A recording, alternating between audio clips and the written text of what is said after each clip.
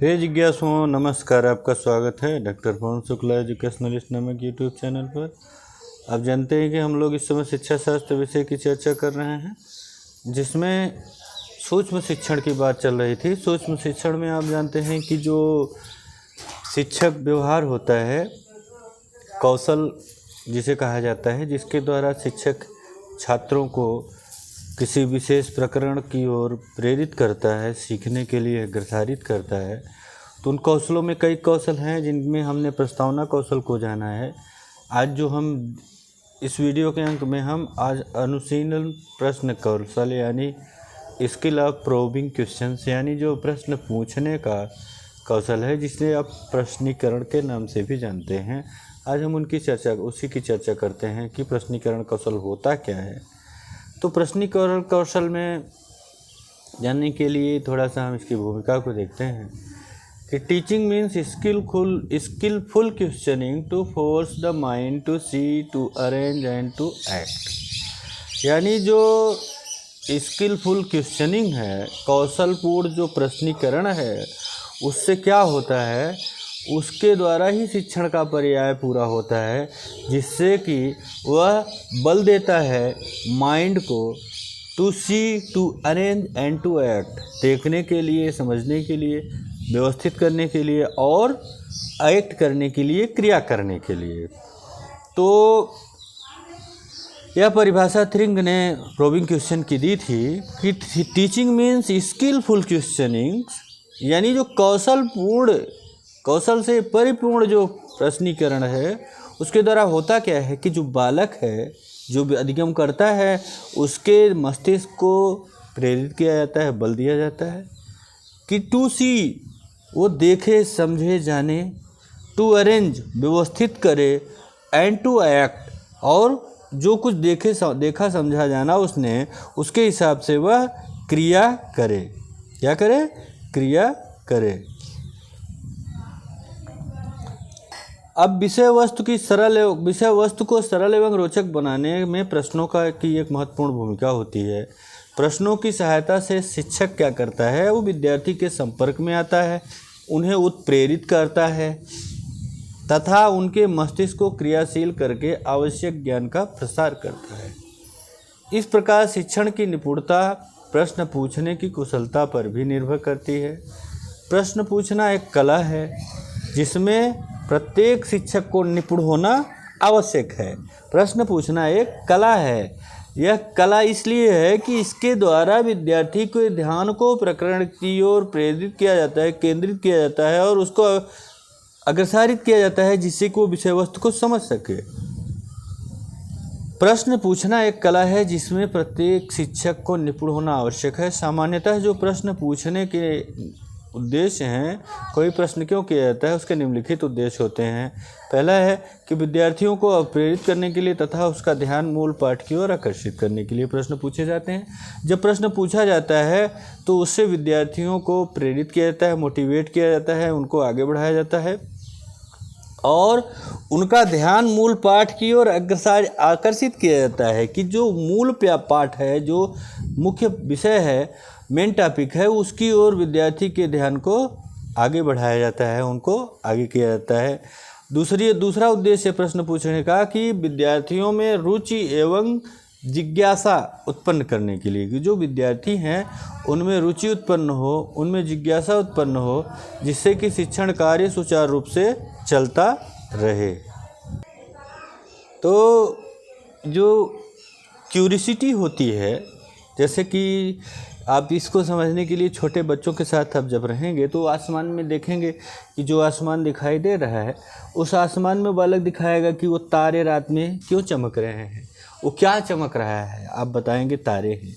तारे क्या होते हैं, कैसे चमकते हैं, कितना दूर है, तमाम प्रश्न। आप छोटा सा पेड़ दिख रहा है, उस पेड़ में ही अगर देखेंगे फल लगा हुआ है, तो पेड़ है तो उसमें फल क्यों आए हैं, इस समय क्यों नहीं है, ऐसे ही जिज्ञासा होती है। तो ये जिज्ञासा हर अधिगमकर्ता को होनी चाहिए। आपका जो शिक्षण है सफल होने के लिए आवश्यक है कि ये जिज्ञासा बनी रहे, जिज्ञासा बढ़ती रहे। अगर जिज्ञासा उसमें उत्पन्न हो गई तो समझ लीजिए कि आपका शिक्षण कार्य वो अपने लक्ष्य की ओर आगे बढ़ रहा है, वो सफलता की ओर जा रहा है। इसके बाद बात करें तो जो तीसरा उद्देश्य है वह है कि विद्यार्थियों के पूर्व ज्ञान एवं मनोदशा की परीक्षा के लिए, जिससे अर्जित ज्ञान के आधार पर नवीन ज्ञान का विवरण किया जा सके। जो विद्यार्थियों का पूर्व ज्ञान है, जो विद्यार्थियों का पूर्व ज्ञान है और उसकी जो मनोदशा है, वो क्या सोच रहा है, उसकी योग्यता क्या है, किस तरह की मनोस्थिति है, उसकी परीक्षा के लिए, उसको जानने के लिए प्रश्नीकरण का उपयोग किया जाता है, जिसके आधार पर जो नवीन ज्ञान है उसका विवरण किया जा सके, कि जो नया ज्ञान देना है उसको विस्तृत रूप से तैयार किया जा सके। चौथा है कि विद्यार्थियों के पूर्व ज्ञान नवीन अनुभवों से जोड़ने के लिए, जो विद्यार्थियों का पूर्व ज्ञान है उसको नवीन अनुभवों से जोड़ने के लिए विद्यार्थी के प्रश्नीकरण कौशल की आवश्यकता होती है। जैसे नवीन ज्ञान को जोड़ दिया जाता है नए ज्ञान से, जो पहले का ज्ञान है। पूर्व ज्ञान का मतलब उस विद्यार्थी जितना अभी जान रहा है, आपकी कक्षा के पहले विद्यार्थी जितना जान रहा था वह उसका पूर्व ज्ञान हुआ, और जो आज आप पढ़ाने जा रहे हैं, जो आज समझाने जा रहे हैं, वह उसका नवीन ज्ञान है। तो प्रश्नीकरण के द्वारा उसे भी जोड़ा जा सकता है। और उसके बाद पांचवा है कि विद्यार्थियों के सहयोग से पाठ को विकसित करने के लिए, जिससे वे मानसिक दृष्टि से क्रियाशील रहें तथा उनके विचार, कल्पना, चिंतन, अवलोकन, निरीक्षण, विश्लेषण आदि सभी की मानसिक शक्तियाँ विकसित हो सकें। जो विद्यार्थियों के सहयोग से, जैसे आप प्रश्नीकरण प्रयोग करते हैं तो उसमें विद्यार्थियों का सहयोग होता है, और विद्यार्थियों के सहयोग से जो पाठ को विकसित किया जाता है। आप जैसे विकासात्मक प्रश्न होता है तो एक प्रश्न, आप प्रश्नीकरण का उपयोग जब पाठ शुरू करते हैं प्रस्तावना कौशल से ही प्रारंभ हो जाता है। तो फिर उसको विकासात्मक प्रश्न के द्वारा देखते हैं कि बालक कितना सीखा है, और उसके बाद बोधात्मक प्रश्न के द्वारा देखते हैं कि वो कितना समझा है। तो इस तरह से आप आगे बढ़ते रहते हैं। और अगली बात है कि इसमें आपने समझा कि आप प्रश्नों के सहयोग से पाठ को विकसित करते हैं, जिसमें बालक मानसिक रूप से क्रियाशील रहता है, और साथ ही उसके जो विचार हैं, कल्पना है, चिंतन है, उसका ऑब्जर्वेशन का तरीका है, को कैसे इंस्पेक्शन कर रहा है, ऑब्जर्वेशन कर रहा है, विश्लेषण कैसे कर रहा है, संश्लेषण कैसे कर रहा है, ये समस्त शक्तियाँ वो जो होती हैं, ये प्रश्नीकरण के द्वारा इनको विकसित करने में बल मिलता है। इसके बाद छठवां इसका उद्देश्य है कि विद्यार्थियों की कठिनाइयों को मालूम करने के लिए, कि जो विद्यार्थियों की कठिनाइयाँ हैं उनको कैसे मालूम किया जाएगा, प्रश्नीकरण के द्वारा ही मालूम किया जाएगा। प्रश्नीकरण से ही ज्ञात होगा कि विद्यार्थी आपकी बातों को समझ रहा है या नहीं समझ रहा है, या समझ रहा है तो कितना समझ रहा है, इसका भी ज्ञान आपको प्रश्न के द्वारा ही होगा। इसके बाद जो सातवां इसका उद्देश्य है कि विद्यार्थियों की मानसिक उपलब्धियों को एक निश्चित गति एवं दिशा देने के लिए, जो विद्यार्थियों की मानसिक उपलब्धियां हैं, मानसिक उपलब्धियों को एक निश्चित गति और दिशा देने के लिए भी प्रश्नीकरण का प्रयोग किया जाता है। कि जब आप एक निश्चित गति देना चाहते हैं, उनको एक निश्चित दिशा देना चाहते हैं, कि जिससे कि जो वो मानसिक रूप से उसको प्राप्त कर रहे हैं, मेंटली जो उनका अचीवमेंट हो रहा है, उसको एक दिशा देने चाहते हैं। देखिए, आप बहुत से शिक्षक आपने जीवन में देखे होंगे, लेकिन कुछ शिक्षक ऐसे मिले होंगे आपको कि जो बहुत ही प्रभावित करते हैं, क्योंकि वे आपकी मेंटल अचीवमेंट को फोकस करते हैं। आपको वहाँ एक निश्चित वो डायरेक्शन और निश्चित जो उसकी गति होती है, दिशा और दशा देने का प्रयास करते हैं।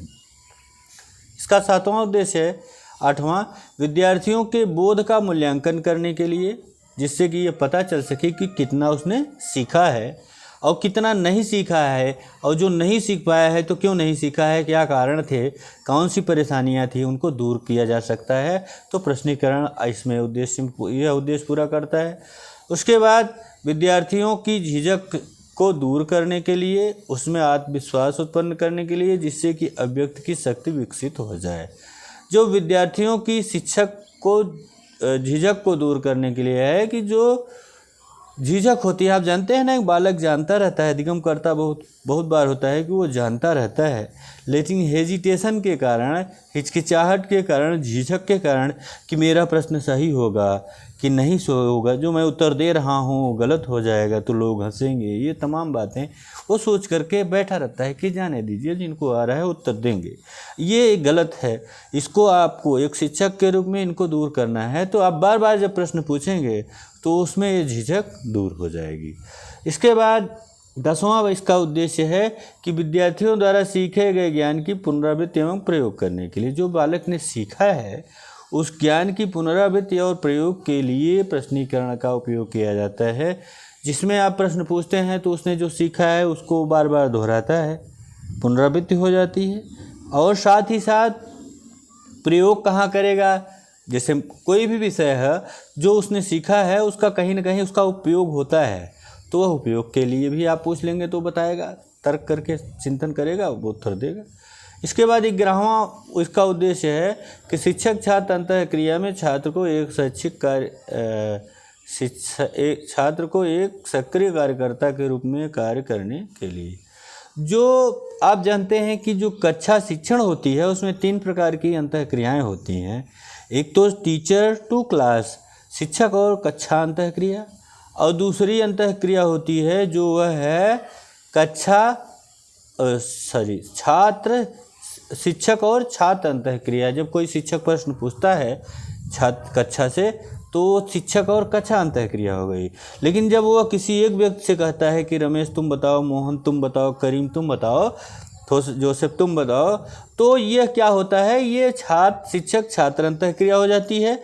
और जब पूछे गए विद्यार्थी से विद्यार्थी जब उत्तर देने लगता है, तो जब उत्तर देना शुरू करता है तो अन्य विद्यार्थी जो कक्षा में बैठे हुए हैं उनके साथ छात्र छात्र अंतःक्रिया होती है। तो शिक्षक छात्र अंतःक्रिया में शिक्षक एक पक्ष है, दूसरा पक्ष छात्र है, तो दोनों जब सक्रिय रहेंगे तभी जो है शिक्षण अपने आदर्श स्थिति तक पहुंच पाएगी। तो फिर इसके लिए है। उसके बाद जो 12वां और अंतिम उद्देश्य दिखाया गया है वह है छात्र छात्र अंतःक्रिया के लिए प्रश्नों का प्रयोग उपयोगी है।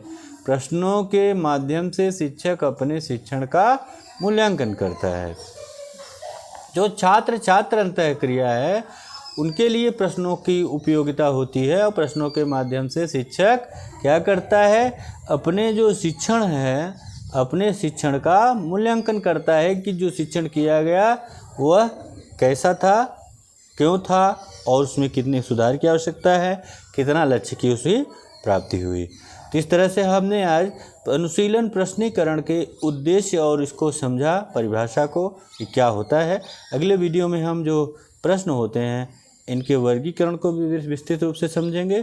तब तक आप अध्ययन करिए और चैनल लाइक शेयर सब्सक्राइब अवश्य कर लीजिएगा। जो बातें आपको न समझ में आए मुझे बताने का कष्ट करिएगा। धन्यवाद, नमस्कार।